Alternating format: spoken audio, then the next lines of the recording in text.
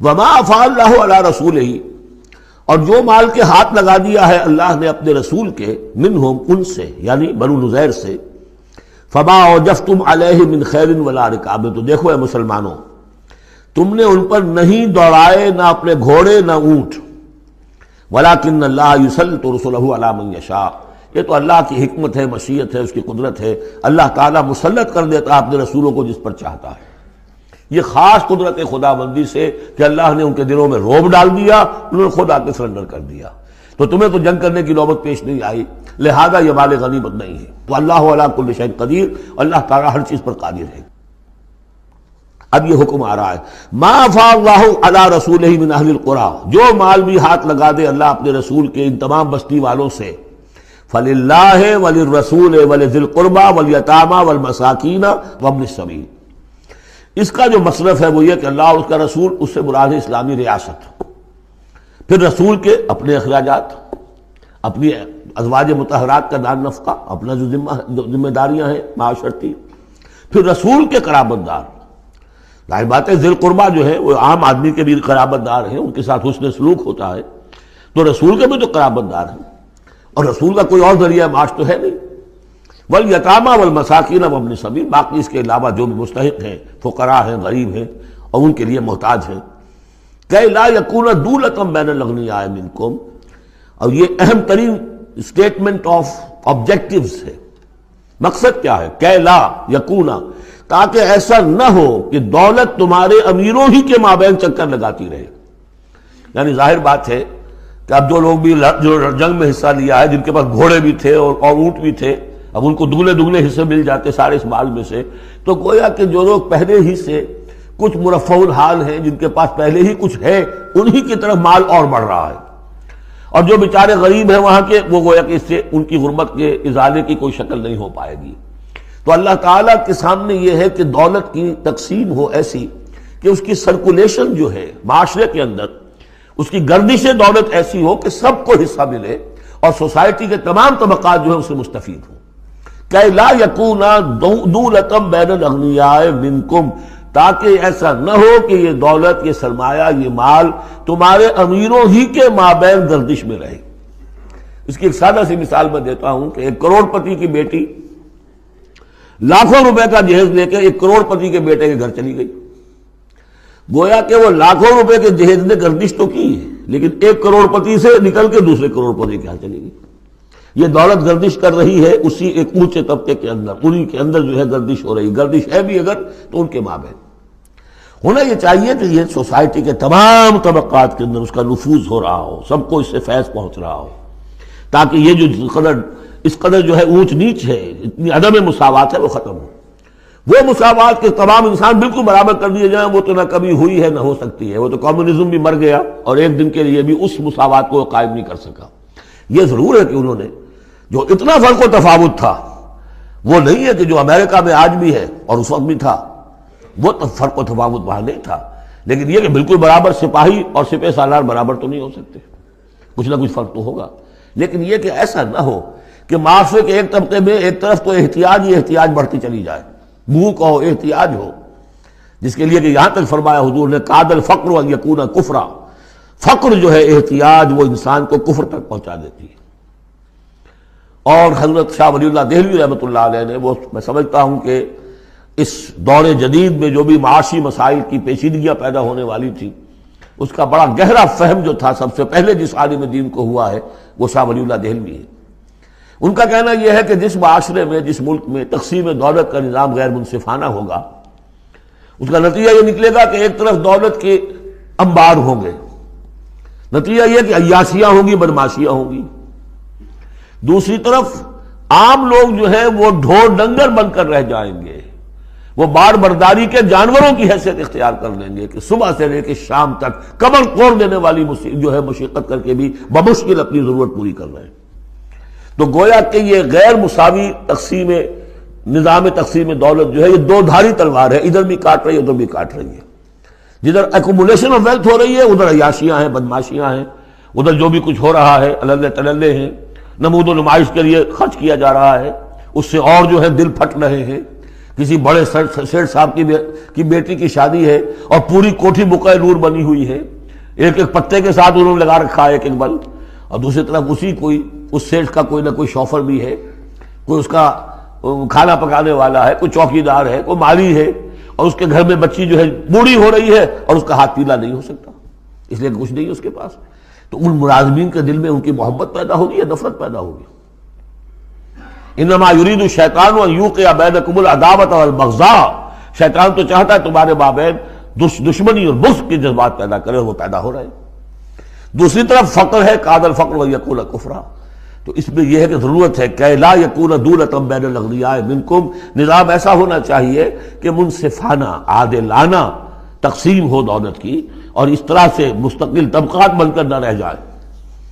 وما آتاکم الرسول فخذوہ، اب ظاہر بات ہے کہ اس وقت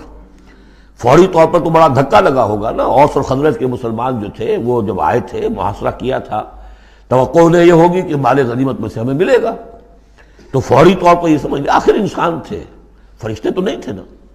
تو انہیں یقیناً کو ایک دھکا سا لگا ہوگا، شوق پہنچا ہوگا. لہذا اب اس کے لیے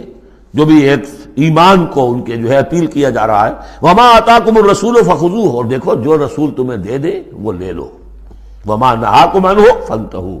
اور جس چیز سے روک دے رک جاؤ. واتقوا اللہ، اللہ کا تقوی اختیار کرو، ان اللہ شدید العقاب، اللہ تعالیٰ سزا دینے میں بہت سخت ہے. للفقراء، اب بیان ہوا کہ جب یہ بیت المال میں چلا جائے گا تو رسول نے تو اپنے اوپر فقر لازم کیا ہوا ہے، رسول نے تو اپنی بیویوں کے نفقہ بڑھانے کی بجائے ایلا کر لیا تھا. سورہ احزاب میں ہم سب پڑھ آئے ہیں. رسول یہ کس کو دے گا؟ للفقراء المہاجرین الذین اخرجوا من دیارہم، وہ مہاجر جو تنگ دست ہیں، کہ جو نکال دیے گئے اپنے گھروں سے، اموالہم، اور اپنے اموال سے، انہیں سب کچھ چھوڑ کر آنا پڑا. یبتغون فضلا من اللہ ورضوانا، وہ تو اللہ کے فضل کے متلاشی ہیں، تلاش کر رہے ہیں، حاصل کرنا چاہتے ہیں اللہ کا فضل اور اس کی رضا. وینصرون اللہ ورسولہ، اور وہ اللہ اس کے رسول کی مدد کر رہے ہیں. وَلِيَعْلَمَ اللَّهُ مَنْ يَنصُرُهُ وَرُسُلَهُ بِالْغَیبِ، یہ ہم پڑھ چکے ہیں. اللہ دیکھنا چاہتا ہے کون ہے وہ جو اللہ کی مدد کرتے ہیں اور اللہ کے رسول کی مدد کرتے ہیں غیب میں ہونے کے باوجود. تو یہ لوگ جو ہیں جان ہتھیلیوں پر رکھ کر آ گئے، مکے کو انہوں نے چھوڑ دیا، اپنے گھر بار وہاں چھوڑے ہوئے ہیں، اپنے بال بچوں کو چھوڑا ہوا ہے، تو ان کے لیے کوئی چیز نہیں ہے. تو اب اس میں سے مال فے میں سے ان کا حصہ ہوگا. للفقراء المہاجرین الذین اخرجوا من دیارہم واموالہم ویبتغون فضلا من اللہ ورضوانا وینصرون اللہ ورسولہ اولئک هم الصادقون، یقیناً وہ لوگ سچے ہیں، انہوں نے اپنا سچا ہونا ثابت کر دیا، صادق الایمان ہونے کا ثبوت دے دیا. والذین تبوؤا الدار والایمان من قبلہم، اور جو لوگ گھروں میں آباد تھے اور جن کو پاس ایمان بھی تھا ان سے پہلے، یعنی ان کے آنے سے پہلے، یعنی انصار مدینے میں جو پہلے سے آباد تھے اور ان کے دلوں میں بھی ایمان پیدا ہو چکا تھا،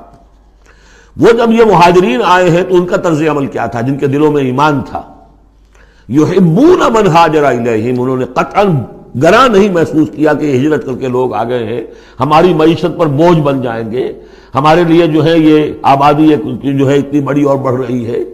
ان کے پاس کوئی دولت نہیں ہے، سرمایہ نہیں ہے، کوئی انویسٹمنٹ نہیں کر سکتے، تو بجائے اس کے کہ وہ یہ محسوس کریں کہ ہمارے اوپر تو یہ بہت بڑا بوجھ آ گیا. یحبون من ہاجر الیہم، وہ تو محبت کرتے ہیں ان سے جنہوں نے ہجرت کی ہے، ان کی طرف آئے ہیں ان کے ہاں. ولا یجدون فی صدورہم حاجۃ مما اوتوا، اور وہ نہیں پاتے اپنے سینوں کے اندر کوئی بھی حاجت، کوئی تنگی اس چیز پر کہ جو انہیں دی جا رہی ہے، کہ انہیں کیوں دیا جا رہا ہے، نہیں ہوگا، اس لیے کہ ان کے دلوں میں ایمان ہے. اللہ تعالیٰ نے ان کو ایمان کی دولت سے بہرہور کیا ہے. یہ جیسا کہ میں نے عرض کیا کہ انصار میں سے جن حضرات کو توقع تھی کہ اب یہ سارا مال و اسباب جو چھوڑ کر گئے ہیں بنو نذیر، اس میں سے ہمیں بھی حصہ ملے گا، اور جب یہ طے ہو گیا کہ یہ سارا مال فے ہے، یہ مال غنیمت ہے ہی نہیں،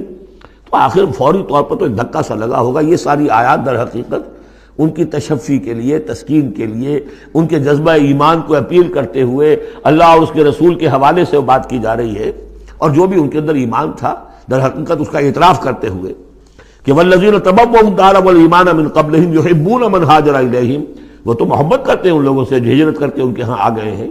ولا یجدون فی صدورہم حاجۃ مما اوتوا، اور انہیں ہرگز کوئی تنگی محسوس نہیں ہوتی اس معاملے پر کہ جو انہیں دیا جا رہا ہے مہاجرین کو. وَيُؤْثِرُونَ عَلَىٰ أَنفُسِهِمْ وَلَوْ كَانَ بِهِمْ خَصَاصَةٌ، اور وہ تو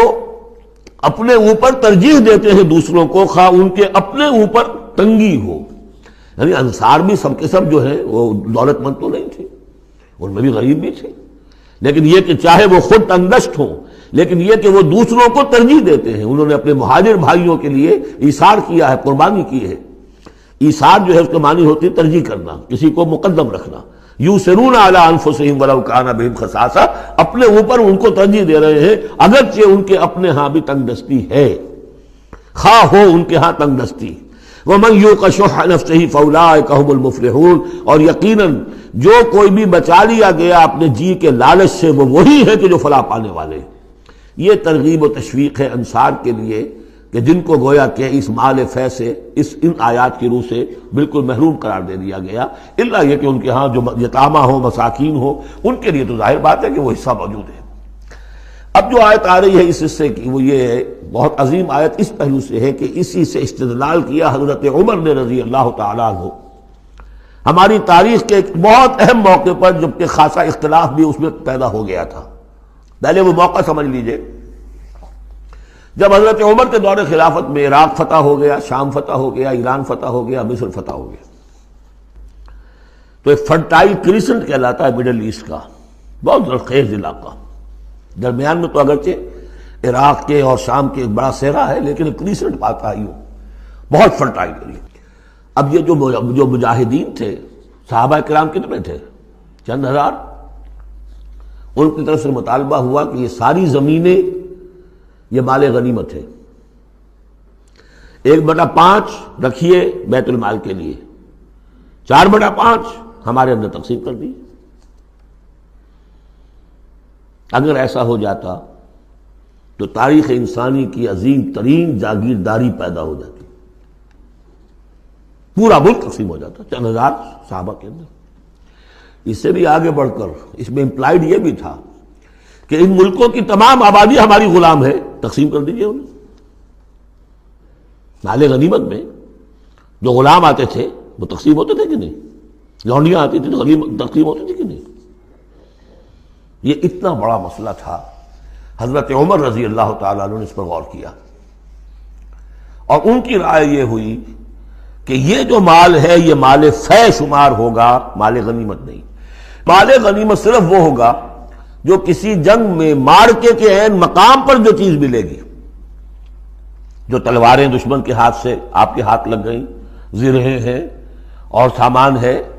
یا بھیڑیں بکریاں ہیں، ان کے بھی تو راشن ساتھ ہوتے تھے کہ نہیں، گھوڑے ہیں، اونٹ ہیں، یا وہاں جو پی او ڈبلیوز ہوں گے جو وہاں گرفتار ہوں گے، جو لڑنے والے، یا عورتیں اگر وہاں ساتھ ہوں گی وہ کنیزیں بنائی جائیں گی. تو جو محاذ جنگ پر جو مال آئے گا وہ تو غنیمت ہے. لیکن پورا ملک، اب جنگ تو ایک ہوئی ہے، نہابند کی جنگ ہوئی ہے یا فلاں کسی اور کی جنگ ہوئی ہے، تو اس کے نتیجے میں تو پورا کا پورا ملک جو ہے کسی کے قبضے میں آ گیا. ساری حکومت جو تھی ابراہیم لودھی کی، پانی پت کی جنگ کے اندر وہ ہارا اور ساری حکومت جو ہے وہ اب بابر کی ہو گئی.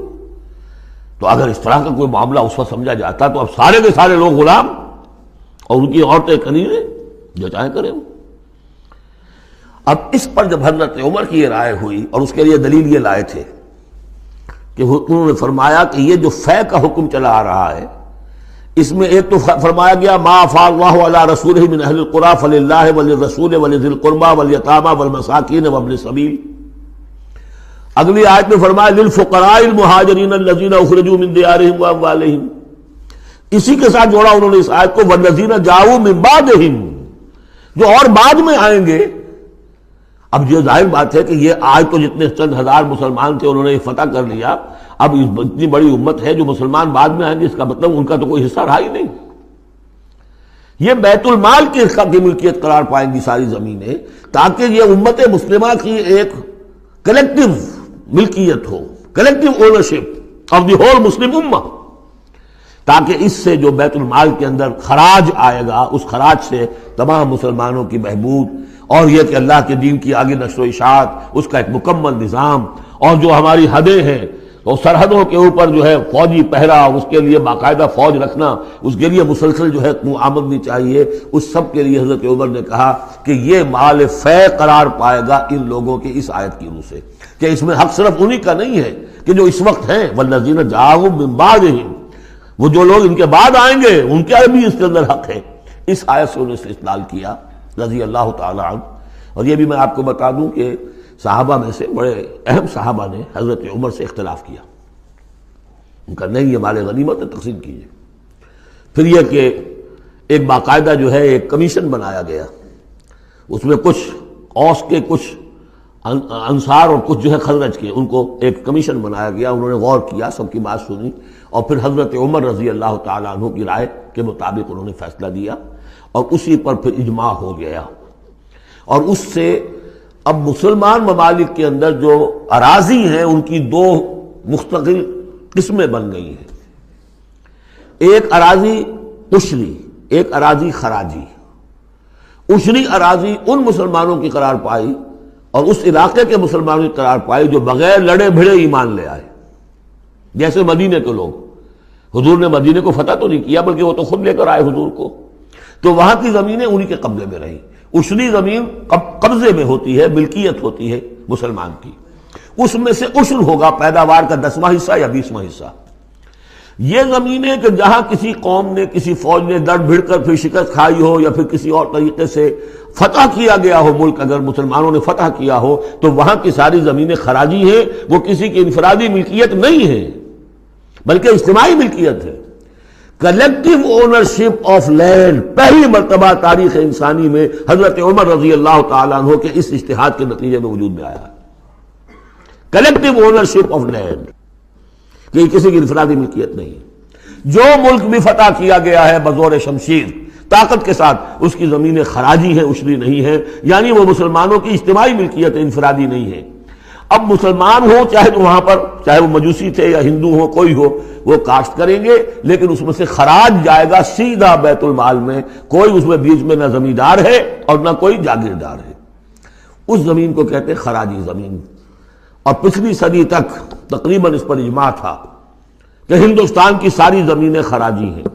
یہاں کوئی عشری زمین نہیں ہے، کوئی زمین ملکیت ہی نہیں ہے، کسی کو ملکیت نہیں، سب یہ مسلمانوں کی اجتماعی ملکیت ہے۔ چنانچہ قاضی صلاح اللہ پانی پتی رحمۃ اللہ علیہ، پچھلی صدی کے بڑے عظیم مفسر، محدث، بہت بڑے صوفی، بہت بڑے مفتی، ان کی تفسیر جو ہے تفسیر مظہری، وہ انہوں نے اپنے مرشد کے نام پر لکھی خود ہے، لیکن نام تفسیر صلاحی نہیں رکھا، تفسیر مظہری اپنے استاد کے نام سے منسوب کیا۔ تو اس تفسیر کے لکھنے والے شخص نے جو رسالہ لکھا ہے مالا بدھ منہ، وہ فقہ کا ایک بہت ہی ابتدائی سا رسالہ ہے، اور ہمارے سارے عربی مدارس میں وہ پڑھایا جاتا ہے۔ وہ فقہ کی تعلیم جو ہر مسلمان کو معلوم ہونی چاہیے، مالا بدھ منہ، اس میں صاف لکھا ہے ہندوستان میں کوئی زمین عشری ہے ہی نہیں، لہذا میں عشر کے مسائل اس میں لکھتا ہی نہیں۔ خام خواہ طلبہ کے دلوں پر بوجھ پڑے، کیا ضرورت ہے، جبکہ یہاں اس کی اپلیکیشن ہی نہیں ہے۔ ہندوستان میں کوئی زمین جو ہے عشری نہیں، سب خراجی خراجی ہے۔ تو اس کا نتیجہ کیا نکلتا ہے کہ بالکل نیا بندوبست اراضی ہو سکتا ہے، ان جاگیرداروں سے زمین واپس لی جا سکتی، ملکیت ہی نہیں ہے ان کی۔ یہ تو یہ کہ کبھی کسی شہنشاہ نے دے دی یا انگریزوں نے دے دی، کسی اور نے دے دی، ان کی ملکیت نہیں ہے، یہ ہے خراجی زمینیں، خراجی رہیں گی۔ تو یہ بہت اہم مسئلہ ہے اور اس کا تعلق اس آیت سے ہے۔ والذین جاؤوا من بعدہم یقولون ربنا اغفر لنا ولاخواننا الذین سبقونا بالایمان، وہ یہ کہتے ہیں پروردگار ہمیں بھی بخش دے اور ہمارے ان بھائیوں کو بھی بخش دے جو ایمان میں ہم سے سبقت لے گئے، ہم سے پہلے تھے۔ ولا تجعل فی قلوبنا، اور ہمارے دلوں میں مت پیدا کر غلا، کوئی بھی کدورت، کوئی بھی بیر، للذین آمنوا، ان لوگوں کے لیے جو صاحب ایمان ہو۔ ربنا انک رؤوف الرحیم، پروردگار تو رؤوف ہے اور رحیم ہے۔